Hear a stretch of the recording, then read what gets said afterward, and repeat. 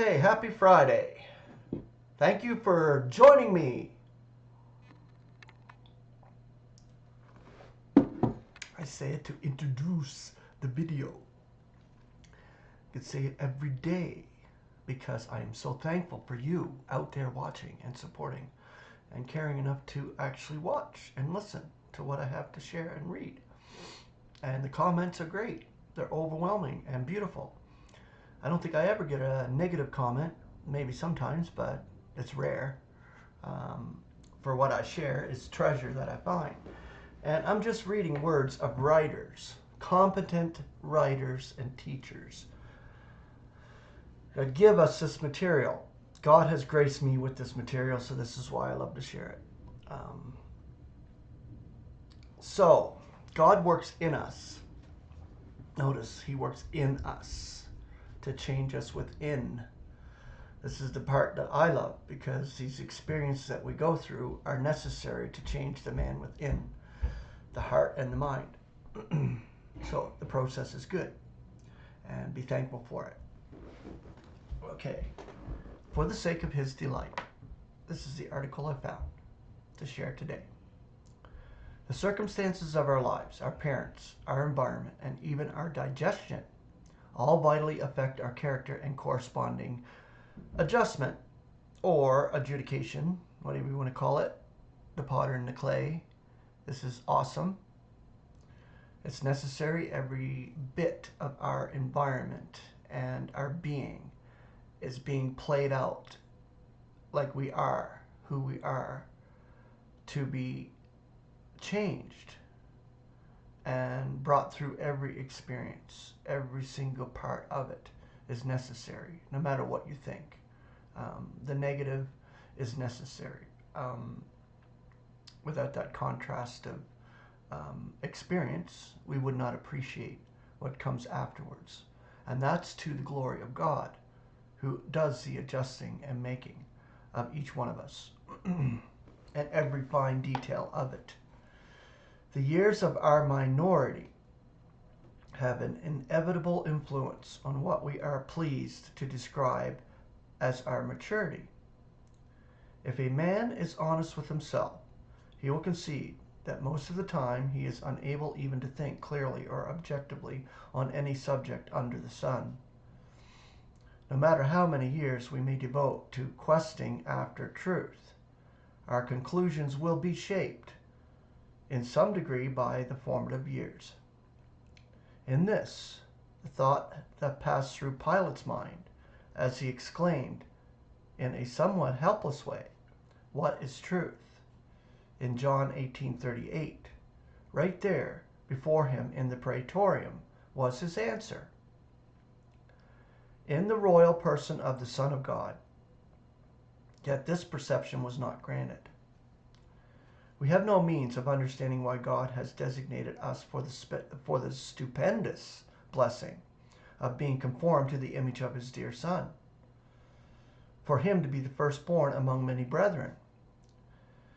It well may be that we might flatter ourselves with the thought that initially, many years before our calling, we realized that the only sure source of all and any truth lay in God's precious Word. Although true, it is vanity which prompts us to make such a claim, as though any interest in divine things arose independently in ourselves. Such foolishness is another legacy of human disability. The fact is that long before our realization of God's choice, we were being prepared, imperceptibly, often with grievous experience. Small wonder that Paul saw his own painful memories as something to be left behind, forgetting indeed those things which are behind, yet stretching out to those in front. Towards the goal am I pursuing for the prize of God's calling above in Christ Jesus. Philippians 3:13. Incidentally, let those distressed or troubled who have not yet grasped the loving provision of God's justification ponder on this, requesting enlightenment of His Spirit. It will not be a palatable thought,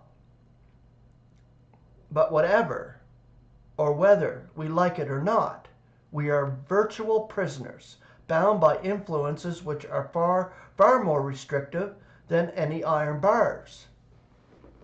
As far as being in a mortal position that we are, yes, it's a prison in that respect, but it's like a cocoon. I would call it like the butterfly. The cocoon is there for every single mortal human being. And God will do the changing within that cocoon and that so-called prison of mortality and change it and make it. And then what comes out is a beautiful creation that God created initially through his Son. Like a butterfly spreads its wings. This is how it's going to turn out for the whole creation. Captivity. The real law and apparent functions of the law are very different, and in order to effect its real object, it was necessary that it should not appear on the surface. The apparent object of the law was to give life to all who consistently and constantly kept it, as it never gave life to anyone, for no one was able to fulfill its demands. It appears as if the law has failed of its primary object. And further, as it revived the passions of sin, which were dormant, it seems to have defeated its own aim. But the real object of the law was to reveal the inordinate sinfulness of sin, and in this it was most successful. When one reads the Apostle Paul's epistles, there is a heartwarming sense of instant rapport. He fully experienced the dilemma of being enslaved, a helpless prisoner in a body of death. What a wonderful relief he expresses as he writes, "A wretched man am I. What will rescue me out of this body of death? Grace." The answer, grace. I thank God through Jesus Christ our Lord. Consequently, then, I myself with the mind, indeed, am slaving for God's law, yet with the flesh for sin's law. Romans 7:24 and 25. With characteristic boldness, the apostle's words concerning the enslaving grip of our bodies of death are very searching. Romans 7:24. Quite firmly he acknowledged his own helplessness in striving to please God by obeying the clear mandates of holy and just laws. With evident relief, he turned from such anguish to the blessed freedom assured under grace. Mindful of the tremendous sacrifice which had achieved this glorious gift of love, he further urged that as former slaves and prisoners of sin, in righteousness we should now be slaving for the Lord. Indeed, in this epistle to the saints in Rome, he begins by presenting himself as Paul, a slave of Christ Jesus. Yet you are not in flesh, but in spirit, if so be that God's Spirit is making its home in you. Now, if anyone has not Christ's Spirit, this one is not his. Now, if Christ is in you, the body indeed is dead because of sin, yet the Spirit is life because of righteousness. Now, if the Spirit of him who rouses Jesus from among the dead is making its home in you, he who rouses Christ Jesus from among the dead will also be vivifying your mortal bodies, because of his Spirit making its home in you. Consequently then, brethren, debtors are we, not to the flesh, to be living in accord with flesh. For if you are living in accord with flesh, you are about to be dying. Yet if in spirit you are putting the practices of the body to death, you will be living. For whoever are being led by God's Spirit, these are sons of God. Romans 8:9 through 14. Freedom of will. Should we question the much vaunted philosophical vanity of free will, then rest assured there will certainly be no lack of opponents. It was Samuel Johnson, English lexicographer, 1709 to 1784, who in 1769 rather foolishly wrote, "Sir, we know our will is free, and there's an end. What the particular issue was, we are not certain, but of this much we are sure. Doubtless he was influenced by the circumstances of his birth and education." What is meant by freedom of will is the correspondence between heredity and environment. Lack of friction is mistaken for liberty. If the impulses received from our ancestors urge us into a course agreeable to our surroundings, we have the consciousness of being free to do as we please. But to imagine that these seeds of our volition were planted by our own hands, or that they have been conjured forth by us from void faculty, so that our will arises without root and flourishes without soil, water, or air, is sheer imbecility. Proponents of such freedom, quote-unquote free will, swiftly quote many examples from Scripture of how the wills of both saint and sinner are frequently in conflict with the will of God. Further, they even refer to our Lord's own words as he entered Jerusalem. How many times do I want to assemble your children in the manner of a hen is assembling her brood under her wings, and you will not? Relatively speaking, that's what he said. And you will not. Matthew 23:38. And again, to the Jews, search the Scriptures, for in them you are supposing to have life Ionian. And those are they which are testifying concerning me, and not willing are you to come to me, that you may have life. John 5:40. So these are scriptures that they mistranslate and use for the argument that humans have a free will, which is a bunch of crock. Evidently, these dissenters are not only ignorant and oblivious of the true deity of the God and Father of all, but also, in their pride, they display a complete lack of understanding. The reasons why Israel is now in part calloused. With regard to God's purpose in connection with the nation of Israel, the Scriptures are quite plain. These truths are stated so emphatically, not once but several times. First, they rejected Yahweh, Isaiah 6, 9, and 10. Then they rejected the Lord, Matthew 13, 14, and 15. And finally, they rejected the testimony of the Spirit, Acts 28, 26, and 27. Here it must be stressed, did this nation have any choice? We might equally ask, with reverence. Did any of those involved in the cruel death of our Lord have a choice? We deplore their vile treachery and hate, but without this, there would be no cross, no disgrace or public shame, yet no salvation for anyone. If Christ didn't go to that ignominious stake, no one would be saved, not even one of us. Not what I will. Not to be outside in this debate, many opponents will triumphantly refer to our dear Lord's words in Gethsemane.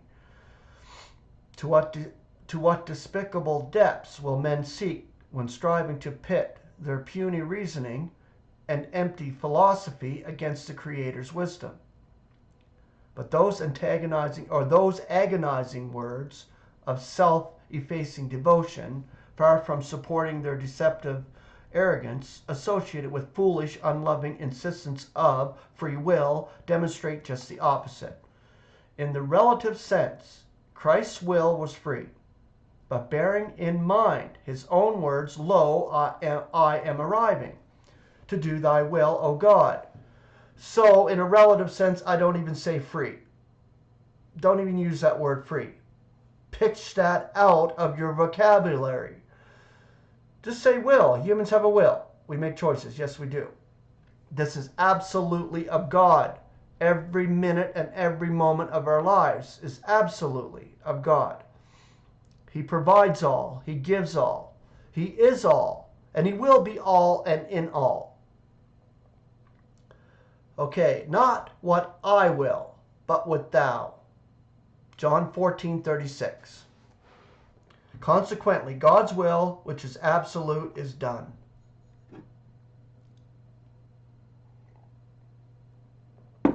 No matter how gentle we are towards all, apt to teach, and bearing with evil, sooner or later in our debate there will be the usual impatient exclamation of complaint.